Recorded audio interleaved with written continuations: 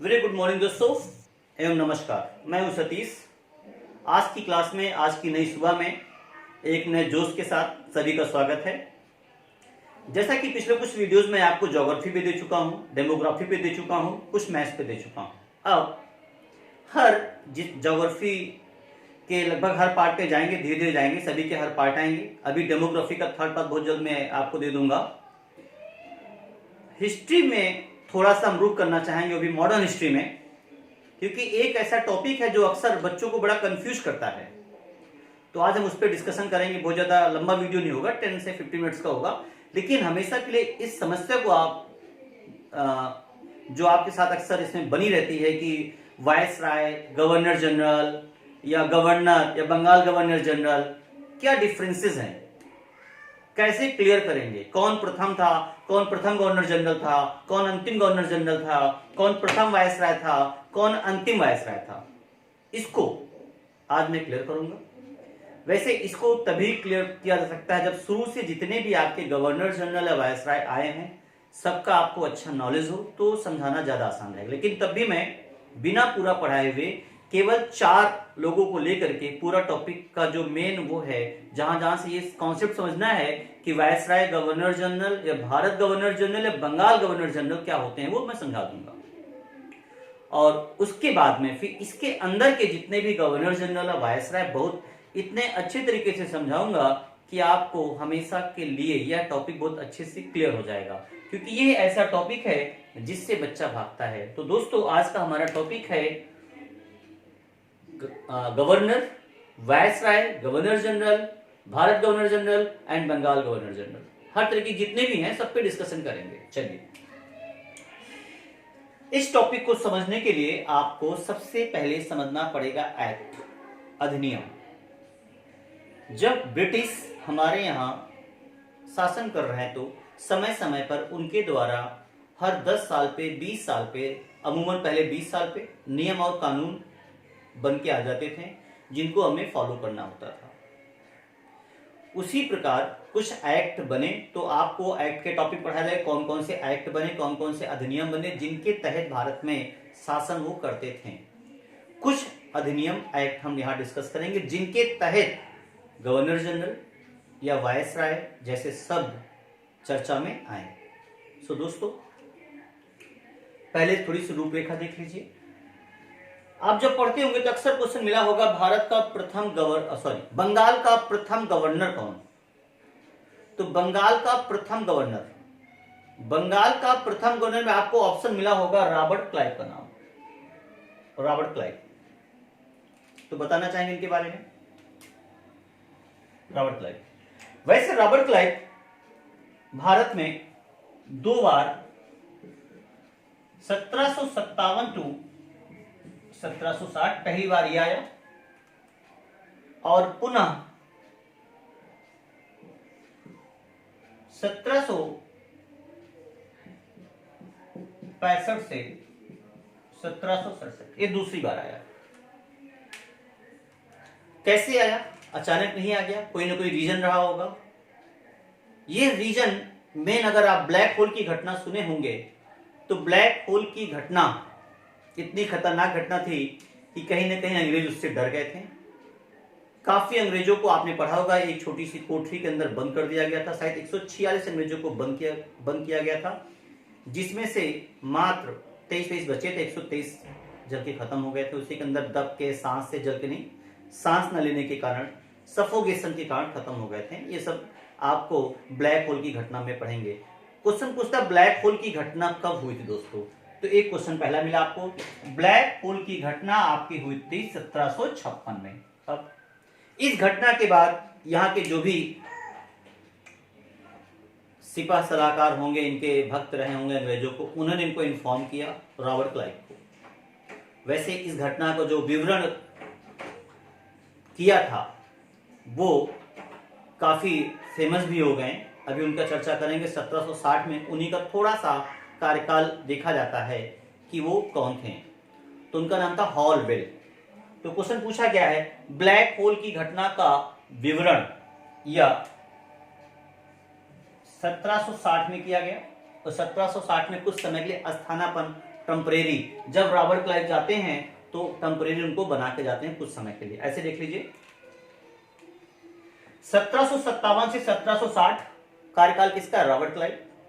Robert Clive को inform शायद यही किए होंगे, यहां पर थे कि ऐसी सी घटना हो गई। तब तत्कालीन मद्रास से रॉबर्ट क्लाइव अपनी फौज लेके यहां पर आते हैं, बंगाल आते हैं, यहां की राजनीतिक व्यवस्था को समझते हैं पहले कि क्या करना है, कैसे करना, कैसे इनको मात देनी है, और सही प्लानिंग के तहत वो, जैसा कि पता होगा, आपको पता होगा मीर जाफर करोल, मीर कासिम करोल, सक्केरोल के बारे में, किसको किसको क्या रणनीति करके, कैसे विश्वासघात करके वो 1757 का अंग्रेज और मुगलों के बीच का जो पहला युद्ध होता है 1757 का, जिसको हम जानते हैं प्लासी के युद्ध के नाम से। तो दोस्तों 1757, एक पॉइंट और मिला आपको, प्लासी का युद्ध। तो क्वेश्चन तो सीधे ही पूछता है प्लासी का युद्ध कब हुआ था? 1757 में। किसके बीच? अंग्रेजों के बीच और नवाब सिराजुद्दौला के बीच। लेकिन नवाब सिराजुद्दौला की लंबी चौड़ी फौज होने के बावजूद भी वो हार जाते हैं। कहीं ना कहीं कारण क्या था? तो इसके कारण था उनके ही जो सेना नायक कह लो मीर जाफर के द्वारा उनकी गद्दारी। मीर जाफर को पहले ही रॉबर्ट क्लाइव अपनी ओर मिला लेते हैं कि अगर मैं जीतता हूं तो बंगाल की गद्दी मैं आपको दे दूंगा, और वैसा ही होता है। मीर जाफर जानबूझकर अपनी सेना को हरवा देते हैं और इस प्रकार नवाब सिराजुद्दौला कह लो यहीं हार जाते हैं। लेकिन यह कहीं ना कहीं एक विश्वासघात तरीके से युद्ध लड़ा गया था, तो इसमें अंग्रेजों की सही तरीके से विजय नहीं मानी जाती है। हाँ, भले ही जीते थे वो, ये सहमत है इससे हम। तो 1757 का युद्ध प्लासी का युद्ध हुआ था, ये क्लियर हो गया आपको। अब इस युद्ध के समय जब जैसे युद्ध हुआ उस समय कोई पदवी नहीं थी, जीते तुरंत 1757 जब जीते तो वहां पर रॉबर्ट क्लाइव को 1757 में एज आ बंगाल का गवर्नर घोषित कर दिया गया। सो बंगाल का पहला गवर्नर कौन बना? Robert Clive. पहले तो ऐसे आए थे, वहां लीडरशिप करने के लिए आए थे, सेना नायक जो भी कह लो अंग्रेजों के, लेकिन घोषित कर दिया कि अब आप बंगाल के गवर्नर रहेंगे। तो बंगाल का प्रथम गवर्नर दोस्तों कौन हुआ? Robert Clive. समय आगे बीतता है, रॉबर्ट क्लाइव चले जाते हैं 1700, हल्का सा रिवर्स लूंगा यहां पे मैं आपको समझाने के पर्पज से। 1760 से 1760 में ही स्थानापन टेम्परेरी, जैसे टेम्परेरी गवर्नर बनाया गया बंगाल को, किसको? हॉलवेल।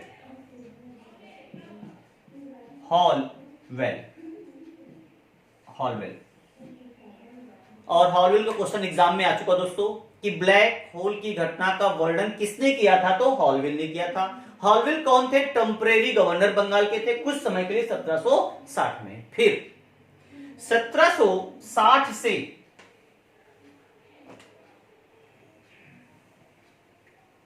पुनः ध्यान दीजिएगा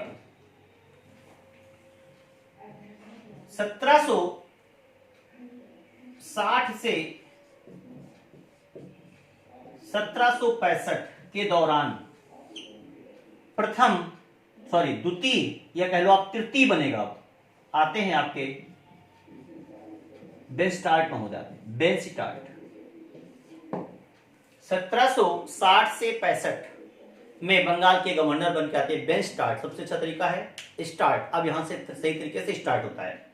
बेनस्टार्ट अब स्टार्ट हुआ है। बेनस्टार्ट के समय में आपका बहुत फेमस युद्ध होता है दोस्तों, जिसको आप बक्सर 1764, इतिहास में मेरे ख्याल से छठी क्लास से शुरू हो जाता है, अप टू द कंप्लीशन ये क्वेश्चन पूछा जाता है। रिसेंटली इस क्वेश्चन को आयोग ने पूछा था। क्या पूछा था? वह कौन सा युद्ध था जिसने यह निर्णय कर दिया कि भारत में आए तो पुर्तगाल भी है, डच भी, डेनिश भी और अंग्रेज भी, लेकिन भारत में जो अब सत्ता होगी, थोड़ा सा मैं क्वेश्चन को अपडेट कर रहा हूं। किस युद्ध ने यह डिसाइड कर दिया कि भारत में अब जो सत्ता होगी वह अंग्रेजों की होगी और वही राज करेंगे? तो वह कौन था? 1764 का। इसके पहले वेदरा के युद्ध भी हुए थे, आपको पता होगा, ठीक है। कई युद्ध हुए अंग्रेजों के बीच, फ्रांसीसियों के बीच, ठीक है। लेकिन 1764 युद्ध के बाद जब मुगलों की सही तरीके से पराजय हो गई तो यह डिसाइड हो गया कि अब मुगल अंग्रेजों से जीत नहीं पाएंगे। 1757 में भी मुगल हारे थे अंग्रेज से, लेकिन वह जो युद्ध हुआ था कहीं ना कहीं सही तरीके से, सही नियमानुसार नहीं लड़ा गया। वह चीटिंग पे आधारित था। उसमें कहीं ना कहीं मिली भगत के द्वारा उस युद्ध को जीता गया था। लेकिन यह युद्ध, एक तरफ अंग्रेजों की सेना थी और दूसरी तरफ नवाब सुजाउद्दौला थे, मीर कासिम थे और आपके शाह आलम द्वितीय थे। आपके शाह मतलब एक तरफ आपकी 3 सेनाएं लड़ रही थी, first, second and third and first. इधर केवल अंग्रेज थे और इधर की सेना में आप कहेंगे तो शाह आलम द्वितीय, नवाब सुजाउद्दौला एंड मीर कासिम। तो उस समय मीर कासिम मदद लेता है। किसकी मदद लेता है? सुजाउद्दौला और शाह आलम की मदद भी करते हैं। मदद करने के बावजूद भी इधर एकमात्र सेना होती है अंग्रेजों की और अंग्रेज यहां पे आपके विजिट होते हैं। तो 1764 बक्सर का जो डिसाइड कर देता है कि भारत में जो राज करेंगे अंग्रेज करेंगे, ना कि फ्रांसीसी, ना डच, ना कि डे, और उनके पैरों की नींव यहीं से पक्के अच्छे तरीके से जम जाती है। अब दोस्तों थोड़ा आगे बढ़ते हैं। बीच के बता देता हूं, अब यहां तक खत्म कर रहा हूं आपको मैं, तो कम से कम क्लियर हो जाए। 65 में स्टार्ट, 65 से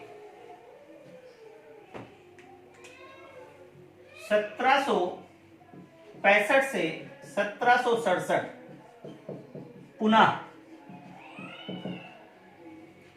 एक मिनट, 1765 से 67 पुनः रॉबर्ट क्लाइव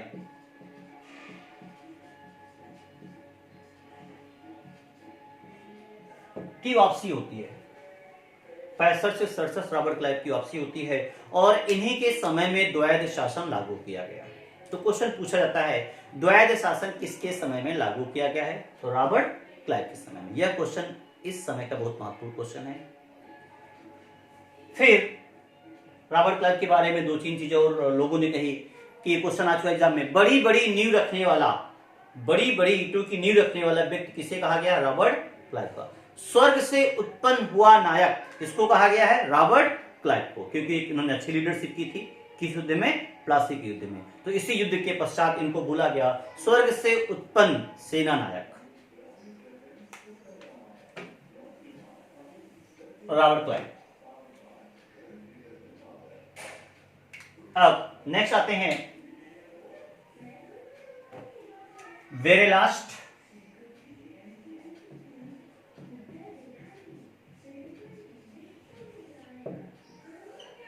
सत्रह सड़सठ से 69, ये आपके वेरी लास्ट थे। ये आपके वेरी लास्ट में होते थे दोस्तों।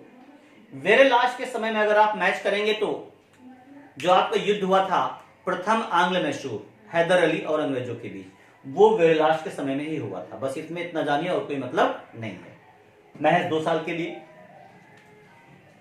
इसके बाद नेक्स्ट है कर्टियर।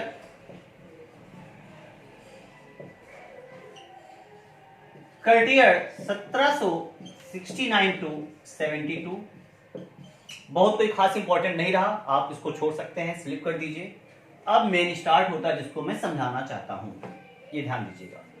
अब 1772, उसी 1772 देखिए, 69 टू 72। अब 72 के ठीक बाद की कहानी ये शुरू हो जाती है। 1772 से 1786 के बीच में आपके बंगाल के जो गवर्नर थे वो आपके फेमस वॉरेन हेस्टिंग्स। इसी में कुछ परिवर्तन होता है।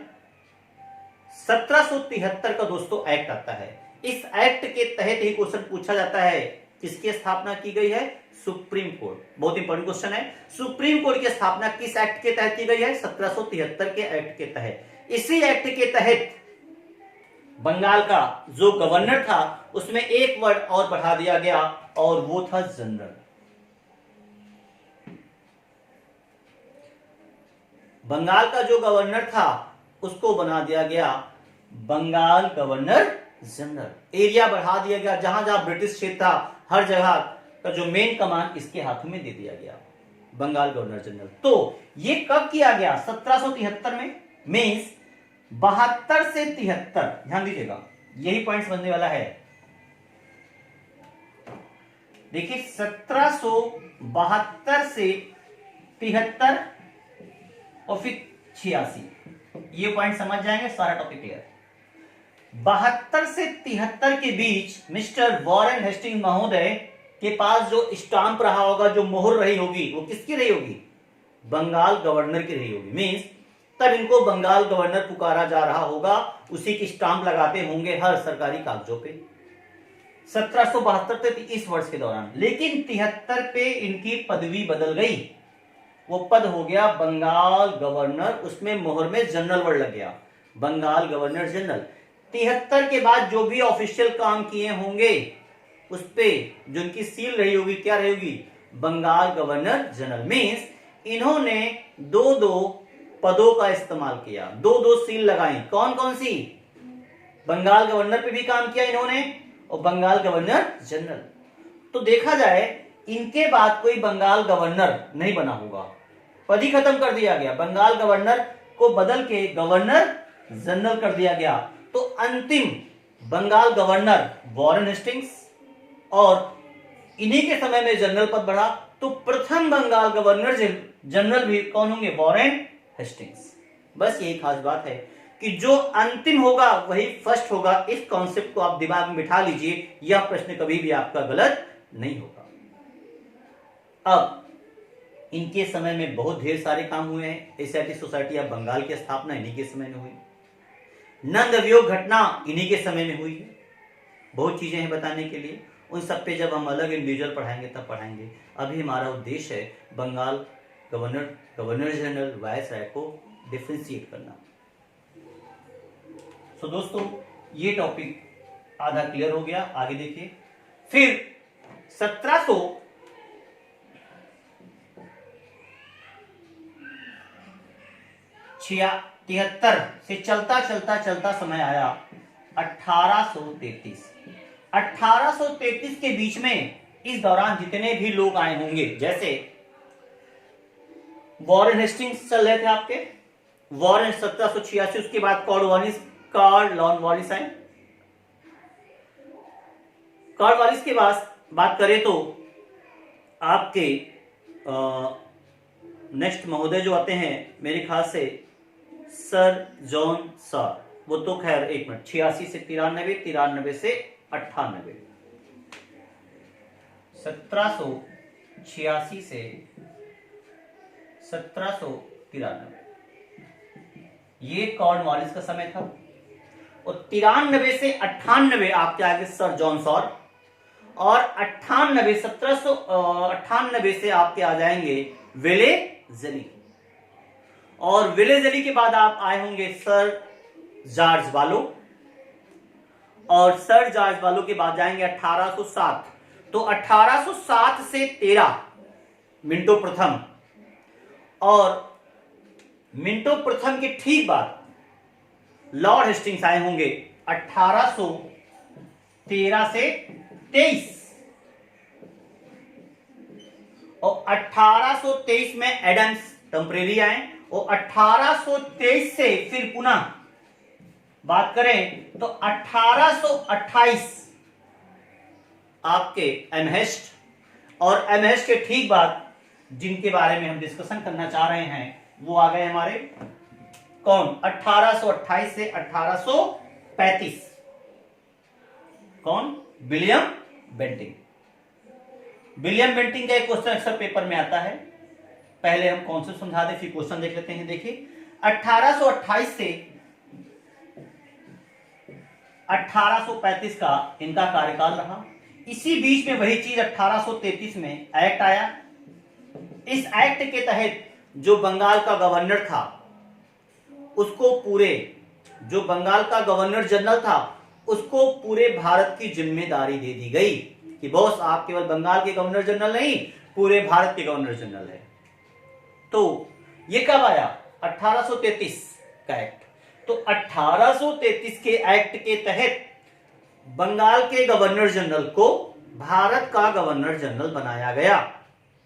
यह क्वेश्चन एग्जाम में कई बार आ चुका है। किस एक्ट के तहत बंगाल के गवर्नर जनरल को भारत का गवर्नर जनरल बनाया गया? 1833। वाजिब भी है क्योंकि 1805-3 तक आते आते ब्रिटिश ने लगभग हर जगह अपना कब्जा कर लिया था, ऑल ओवर इंडिया। आगे देखते हैं। इसी एक्ट के तहत अब ये जो बंगाल गवर्नर का पद, ये गवर्नर जनरल का जो पद चल रहा था आपका, इसको पूरा क्या बना दिया गया? Bharat governor general. 1800, लेकिन खास बात 1828 से यहां तक, इस मिड तक देखा जाए तो ये पद था बंगाल गवर्नर जनरल, और इसी के बाद बदल गया भारत गवर्नर जनरल। मीन्स 1828 से 1833,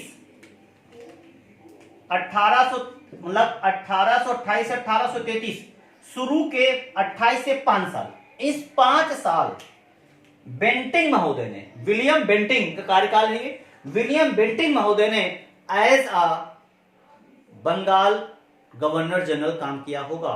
1833 में जैसे ही एक्ट आया, इनको वहां का भारत का गवर्नर जनरल बना दिया गया। तो बंगाल का अंतिम गवर्नर जनरल कौन हुआ? William Bentinck. भारत का प्रथम गवर्नर जनरल कौन हुआ? William Bentinck. ये भी टॉपिक क्लियर। वैसे बेंटिंग से और ढेर सारे काम हुए हैं, जैसे ब्रह्म समाज की स्थापना 1828, सती प्रथा पे रोक 1829, और शिशु बाल हत्या पे रोक, कर्नल स्लीमैन की सहायता से ठगी प्रथा पे रोक। ये सब इन्हीं के समय की घटनाएं हैं। और मैकाले मिनट भी इन्हीं के समय में आया था, विलियम बेंटिंग के समय में। चलिए दोस्तों आगे देखते हैं। लास्ट में हम डिस्कशन करेंगे, तो इधर देखिएगा, ये 1856 से 1862 का जो कार्यकाल था वो था लॉर्ड कैनिंग का। ठीक है, तो 1856 तक जो इधर से चला आ रहा पद, कौन सा पद आ रहा है? Bharat governor general. कहां तक आया होगा? 56 चला, 56 से 58, मतलब इन 2 सालों तक कैनिंग महोदय ने as a Bharat governor general काम किया होगा। 1858 के एक्ट के तहत भारत के गवर्नर जनरल का नाम बदल के क्या कर दिया गया? वायसराय। तो अंतिम भारत गवर्नर जनरल कौन हुआ? Lord Canning. और प्रथम भारत का वायसराय भी कौन हुआ? Lord Canning. खास बात है, दो जो फर्स्ट और लास्ट दोनों एक ही व्यक्ति होंगे, इसको आप देख लीजिए, कार्यकाल देख लीजिए, कतई क्वेश्चन आपको गलत नहीं होगा। तो 1858 के एक्ट के तहत भारत के गवर्नर जनरल को कौन सा नाम दे दिया गया? भारत का वायसराय। तो भारत का प्रथम वायसराय कौन था? लॉर्ड कैनिंग थे। और लॉर्ड कैनिंग के समय में ढेरों घटनाएं हुई हैं। ठीक है, जो कि इतिहास में 1857 का विद्रोह लॉर्ड कैनिंग के समय में ही हुआ है। आप इसको अच्छे से याद कर सकते हैं, पेपर में कई बार पूछा गया है।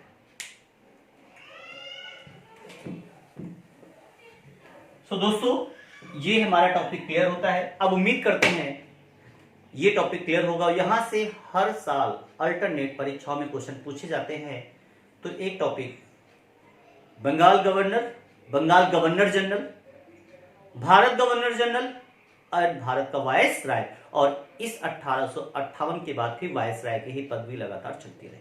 सो दोस्तों अगले वीडियो में हम आपको विस्तार पूर्वक बताएंगे इनके कार्य को।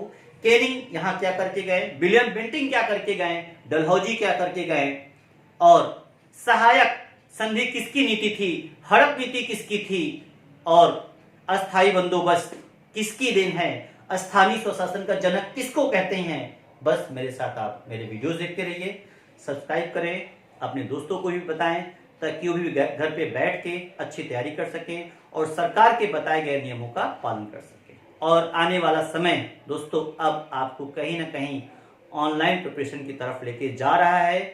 सो अब माइंडसेट बदलिए। ऑफलाइन क्लासेस नो डाउट अच्छी होती हैं, लेकिन पहले जान है फिर जहान है। मीन्स पहले अपनी सुरक्षा है तब ऑफलाइन क्लासेस है। सो कुछ दिन के लिए ऑफलाइन क्लासेस से दूरियां बनाइए और ऑनलाइन क्लासेस में थोड़ा सा इंटरेस्ट पैदा करिए ताकि आपको टॉपिक अच्छे से समझ में आ जाए। नेक्स्ट वीडियोस बहुत जल्द आपको यूट्यूब पे मिल जाएगा। थैंक यू दोस्तों। जय हिंद, जय भारत।